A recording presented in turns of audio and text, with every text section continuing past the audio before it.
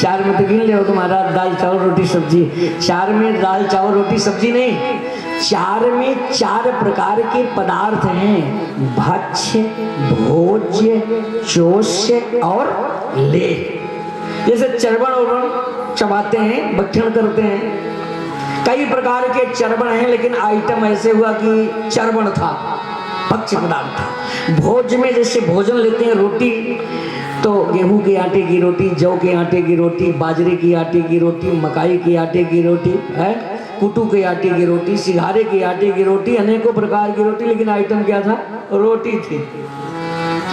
पतली रोटी, मोटी रोटी, वाप वाली रोटी है। रोटियां तो तमाम है, लेकिन मक्के की रोटी है। ऐसे ऐसे कह करके वो भोज्य पदार्थ है। चर्वण आदि भक्ष्य पदार्थ है। चोष्य, चूसने वाला जितने हैं, लेकिन चूसते हैं जो वो चोष्य पदार्थ है। तरह तरह के चोष्य पदार्थ है। लेह, जो जीभ से चाटते हैं, चटनी जैसे चाटने वाला पदार्थ लेह पदार्थ है। चूसने वाला पदार्थ चोष्य पदार्थ है। भोज्य पदार्थ तो भोजन हुआ, भक्षण आदि जो भक्षण करते हैं, लेकिन चर्वण आदि माने अनेकों प्रकार के खट रस 56 प्रकार के व्यंजन भोज्य पदार्थ वहां, इसलिए कि अतिथि सेवा कर रहे हैं। अतिथि सेवा का मतलब यह है कि जो आप रोज भोजन करते हो उससे बढ़ करके भोजन कराओ। आप अपने से बढ़ करके, जैसे सामान्य भोजन आपके यहाँ का जो है, अगर वही अतिथि भी भोजन किए तो आपने अपनी बराबरी का दर्जा दिया। यदि आपके यहाँ अच्छा चावल है, अच्छा सब कुछ है, लेकिन मान लीजिए अगर 50 रुपए अपने बड़े सामर्थ्य के हिसाब से आप 50 रुपए केजी चावल खाते हो, कोई 100 रुपए केजी, कोई 25 रुपए, तो 50 रुपए 60 रुपए सब अच्छा चावल है, लेकिन वही चावल, लेकिन आप रोज खाते हो ना, ये आपके घर का रोज का भोजन है। अगर वही चावल आप अतिथि को खिलाया तो आपने अपनी बराबरी का दर्जा दिया है। लेकिन अतिथि देवो भव, अतिथि बड़ा होता है, अतिथि भोजनी है, तो उसके लिए जैसे आप 50 रुपए तो 2-4 दिन रहेंगे, आप 55 रुपए के जी कुछ, तब तो महंगा। आपके बिस्तर से, जिस बिस्तर पे आप लेटते हो, अतिथि वाला बिस्तर अच्छा है या गड़बड़ है, और कहीं आपो को ऐसे कमजोर हुआ तब तो पाप हो गया, अपराध हो गया। अब आप अपने बराबर किया तो बराबरी का दर्जा दिया। अब आजकल तो जैसे बड़प्पन ज्यादा पैसा हो गया वैसे अपराध होता है। भाई हमारा तो भाई स्पेशल है, देखो हमारा बिस्तर कोई नहीं, हमारा तो वीआईपी चादर, हमारे कमरे में कोई ज्यादा नहीं, बढ़िया से हरी बत्ती लाल बत्ती, सोने की जागने की सारी सुविधा है? और महाराज जी वाला तो भाई अब चाहे जितना पैसा हो जाए, अब तो टेंट हाउस वाला है ही है, जिसमें जूता उता सब पोंछ लेते हैं, वो सब हाँ सब उनके लिए व्यवस्था हो जाएगी। तो अपराध तो वैसे बन रहा है। हम तो कह रहे हैं कि आज 25-30 साल से तो खूब, 40 साल पहले जो स्थिति बता रहे हैं, 40 साल पहले स्थिति ऐसी नहीं थी। 40-50 साल पहले गरीबी थी। हर घर में जैसे 10 सदस्य हैं तो 10 रजाई थोड़ी, 1 या 2, नहीं तो कथरी में हम अपनी बचना पे बात करते हैं, कथरी में ओढ़ करके गुजारा किए। लेकिन वो समय आज की अपेक्षा अच्छा इसलिए था कि उस समय जब अतिथि आते थे, हमको खूब ख्याल है, उस समय हमारे फूफा जी बस्ती के थे, वो आते थे तो हफ्ते 10 दिन रहे। उस समय हमारे यहाँ गंजी वंजी खूब हो और 10 दिन कब से उठ गए, हम लोग इतना खुश हो जाए कि हमारे फूफा जी आए हैं, बराबर इनके साथ 10 दिन तक गेहूं की रोटी मिल भी करे, खूब खुश होते थे। जो कि बजड़िया देश था, वैसे तो सामान्य बजड़ी का रोटी, बजड़ी का भात मिलता, लेकिन अब हमारे फूफा जी आए हैं, इसलिए हमको 10 दिन गेहूं की रोटी पक्का है मिलेगी, क्योंकि आओ हम इन्हीं के साथ ही खाएंगे। हाँ अच्छा, मान लीजिए सबके लिए नहीं तो स्थिति बताऊं मैं भगवान के सामने कि मान लीजिए सब नहीं खाते थे, तो एक तो मेहमान के साथ बैठे, तो हमारी आदत थी तो हम सोच के फूफा के साथ हम खा, कि अगर मान लो सबके गेहूं की रोटी न मिले तो हमका तो मिलबे करे। इसका मतलब हम बजरी की रोटी खा लेते थे, मैंने उससे सुपर मेहमान आए हैं तो हम गरीबी में हैं, उनको अपने से अच्छा भोजन कराते थे। हमारे पास बिस्तर नहीं तो कुछ गांव में भले आदमी रहते, सब एक ही स्थिति नहीं तो उनके पास जाते, भैया आज हमारे बहनोई आए हैं या फूफा जी आए हैं, हमको एक रजाई, एक चादर, एक तकिया गद्दा बड़ी खुशी से मिल जाता। हम कथरी में सो लेते और उनको अपने से अच्छी व्यवस्था में दे देते, हर व्यवस्था। उनको जब मैदान दिया जाते तो उनका लोटा लेके हम जाते, जब आते तो उनका चरण धोया जाता। अतिथि सेवा यही है, यथा देवम तथा अतिथिम, जैसे देवता की पूजा होती है वैसे अतिथि की पूजा की जाती है। जैसे पादे और पाद्यम, कमर कौन कह रहा था, राहुल से पूछ रहा क्या है महाराज पाद्य और पाद्यम, तो 3 बार बोलते हैं पाद्य और पाद्यम, हस्ते और अर्घम, मुखे आचमनीयम। पाद्य और पाद्यम करके हम पांव धुला रहे हैं, हस्ते और अर्घम हाथ में जल डाल रहे हैं, हाथ धुला रहे हैं, फिर मुखे आचमनीयम फिर मुंह धुला रहे हैं। ऐसे अतिथि सेवा होती है। अब तो बहुत 1-2% जहाँ संस्कार है वहाँ अतिथि आवे, थाल परात लोटा हो, वरना तो चाहे जितने गर्मी में आवे वही बस लाओ शरबत घोर के दे दे, कौन पाँव धोता है। और अब व्यवस्था वो नहीं रह गई। इसका मतलब जितनी पैसा होता जा रहा है, जितने हम बड़े होते जा रहे हैं, जितनी सुविधा उतने अपराध बनता जा रहा है। भागवत में 35 प्रकार के नाम अपराध हैं। अगर अतिथि सेवा अपने से अच्छी नहीं की गई तो अपराध बनता है। भगवान श्री कृष्ण तो सर्वसमर्थ हैं, अरे उनके यहाँ का साधारण भोजन हम लोग तो उत्सव में भी नहीं कर सकते, लेकिन आज अतिथि आया है, आज अपनी हैसियत से सेवा कर रहे हैं। समझ गए कि नहीं? आज अपनी हैसियत से सेवा कर रहे हैं। सेवा तो हैसियत से होती है, भगवान है? अरे भाई गरीब अपनी हैसियत सेवा, बड़ा आदमी बड़ी हैसियत से सेवा करेगा। तो सुंदर अतिथि सेवा किया। अतिथि सेवा के बाद अक्रूर जी आने का उद्देश्य बताए, ये रथ तुम्हारे पुत्र के लिए कंस भेजा है। नंद बाबा खुश हो गए, कंस हमको कितना मानता है, ये नहीं समझ रहा है कि जाल रच रहा है? हमको कितना मानता है, हमारे पुत्रों के लिए रथ भेजा है। लेकिन जब यशोदा जी सुनी कि लिवा जाने आए हैं, नंद बाबा शाम को इस सबको सूचना दिया, भैया 1 साल हो गया कर दिए, आप लोग कर की भी तैयारी कर लो, चलो मेला भी देखा, धनुष मलेशाला का आयोजन है। सबको खुशी मिली, लेकिन यशोदा को बहुत दुख हुआ। यशोदा को इतना दुख हुआ, रोने लगी। 3 दिन पहले सपना देखा था कि हमको कन्हैया छोड़ करके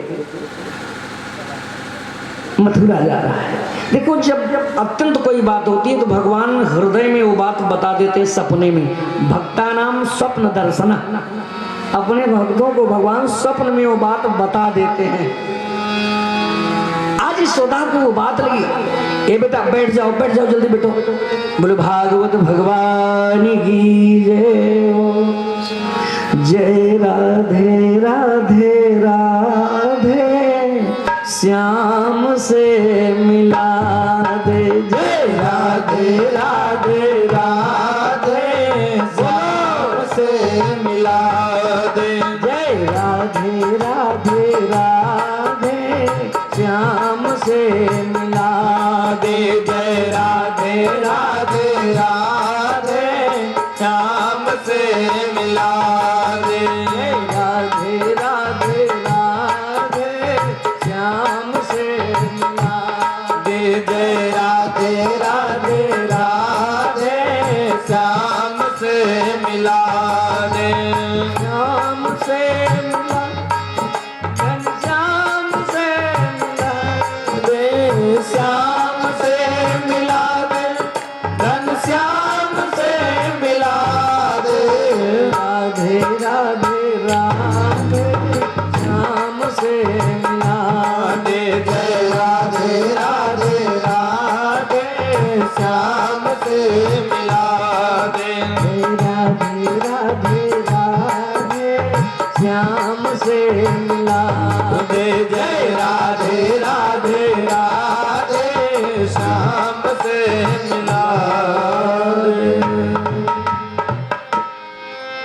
यशोदा जी रोने लगी बात सुन के। नंद बाबा बोले तुम पागल हो, अरे तुम्हारा कन्हैया भी इतना छोटा नहीं है, 11 साल का हो गया है। अरे इसे बाहर भी घूमने तो कब तक घर में लेके बैठे है?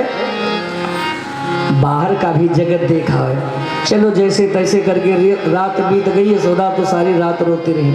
सुबह हुआ, अक्रूर जी संध्या बंदन से निवृत्त हो गए।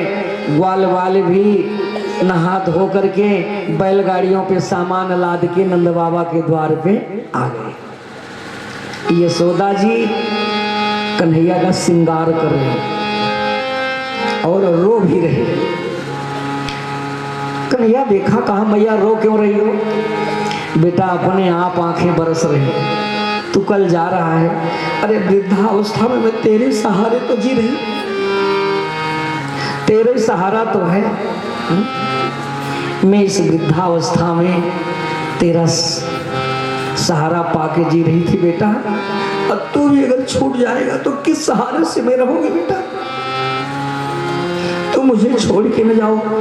श्री कृष्ण बोले मैया मैं बहुत जल्दी आऊंगा। बस इतने कहते भोली भाली यशोदा मैया भूल गई। अब चोटी गूथी। देखो माँ को पता है कि बच्चा हमारा क्या क्या खाता है। कन्हैया को माखन मिश्री बहुत अच्छी लगती है। पता नहीं मथुरा में मिले या न मिले। यशोदा मैया एक डिब्बा में रखा और रख करके ले आई। अक्रूर जी से कहा ये रख लो। इतना कह के यशोदा जी रोती हुई अक्रूर जी से कहने लगी कि अक्रूर जी और चाहे जो हो, भोजन के समय तू मेरे लाला को अपने पास बैठा लेना, क्योंकि लाला हमारा बड़ा शर्मीला है। जब भीड़ भाड़ देखेगा, नए लोगों को देखेगा, संकोच के मारे, लाज के मारे भोजन नहीं करेंगे। तो हम तुमसे बता दे रहे हैं, मेरे लाला को भोजन के समय अपने पास बैठा लेना, नहीं खाओ तो डांट देना, डांट के खिला देना। लाला हमारा बहुत लजीला है, बहुत संकोची है। इतना कह रही थी, तब तक गौशाला की गायें चिल्लाने लगी। भीड़ भाड़ देखो, समझ नहीं कन्हैया कहीं जा रहा है। एक पल कन्हैया के बिना रह सकती। यशोदा जी रो के बोली कि लाला अपने गायों से तो मिल ले, जो गायें तेरे बिना घास नहीं खाती, तू अगर हाथ फेर देता है तो घास खाना शुरू कर देती। अपने गायों से मिल ले। जब श्री कृष्ण गौशाला में जाते हैं, जिस गैया के पास पहुंचे, गैया रोती हुई अपना कंधा उठा के श्री कृष्ण के कंधे पे रख दे और श्री कृष्ण हाथ उस पे फेरने लगे। गाय अपना कंधा उठा करके श्री कृष्ण के कंधे पे रख देती। श्री कृष्ण गायों को सहलाते हैं। जो भी गैया जाती, श्री कृष्ण के कंधे पे गैया, यशोदा रो रही है, गाय रो रही है। आज तो यही स्थिति है विदाई की। सच बात तो ये बताऊं आपसे, हम कथा क्या कहें। पूज्य पास सुखदेव जी ने श्री कृष्ण की विदाई जो है, मैया यशोदा का जो स्थिति है, उस सही स्थिति को वर्णन नहीं किया है। पूज्य पास सुखदेव जी ने अपनी दृष्टि वहां से टाल ली। वस्तुतः सुखदेव जी कथा ही न कर पाते। श्रोता स्वतंत्र है, परंतु वक्ता स्वतंत्र नहीं है। आप लोग रो लोगे, आंसू बहा लोगे, लेकिन वक्ता अगर डूब जाएगा तो कथा कौन कहेगा? वक्ता को कम से कम इतना तो संभलना पड़ेगा ही, एक कथा भी सुनानी है। पूज्यपाद सुखदेव जी अपनी नजर को वहां से टाल लिए। पूरी स्थिति विदाई की उन्होंने वर्णन नहीं किया है। जो स्थिति मैया यशोदा की है, विकलता है। यशोदा जी की क्या दशा। सुखदेव जी कहते हैं कि हे राजा परीक्षित, यशोदा जी रो रही, गाय रो रही। घर बछरू बन गैया रोए रोए, ग्वाल बालिक वृंदावन सूखन लागे ना, वृंदावन सूखन लागे ना। मानो गोकुल में कोई आग लगा दिया हो। मैया मैं बहुत जल्दी आऊंगा, काहे बोलो बेटा, तेरे बिना मैं कैसे रह पाऊंगी। श्री कृष्ण क्या तो मैया की या तो गैया की, दो की याद की।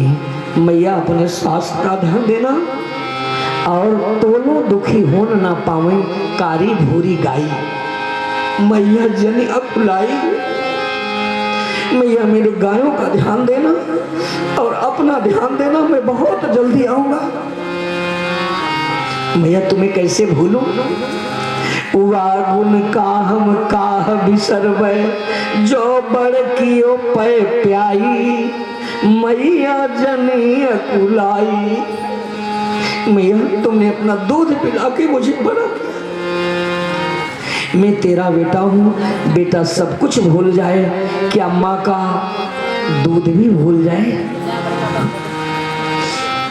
बोलो भागवत भगवान की। ए बेटा बैठ जाओ, आप लोगों का कर्तव्य बैठा ले।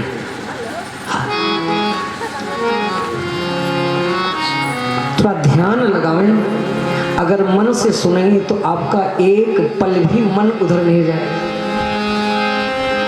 मन से सुनो, शरीर से आना उपस्थित होना दूसरी बात है, लेकिन भगवान की कथा में मन लगाना कुछ और बात है। मन लगाओ,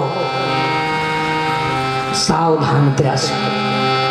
बालक तो स्वयं भगवान का रूप है, बालक गड़बड़ी करता, कोई गड़बड़ी नहीं तो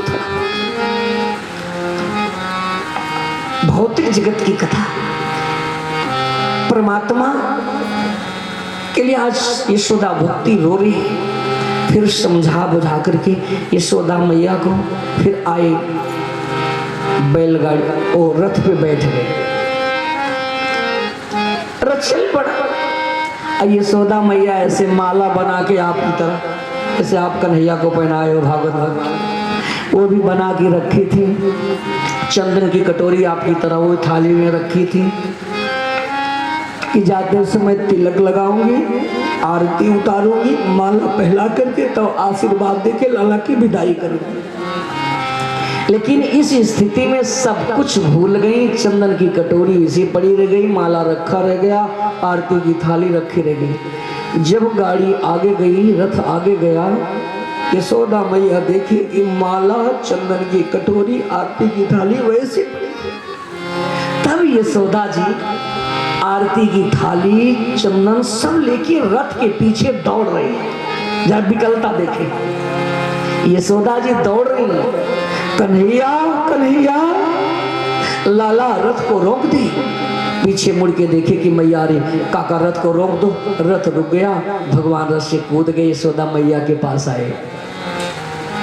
लाला मैंने तुम्हारी आरती नहीं उतारी, ये माला वैसे का वैसे पड़ा रह गया बेटा।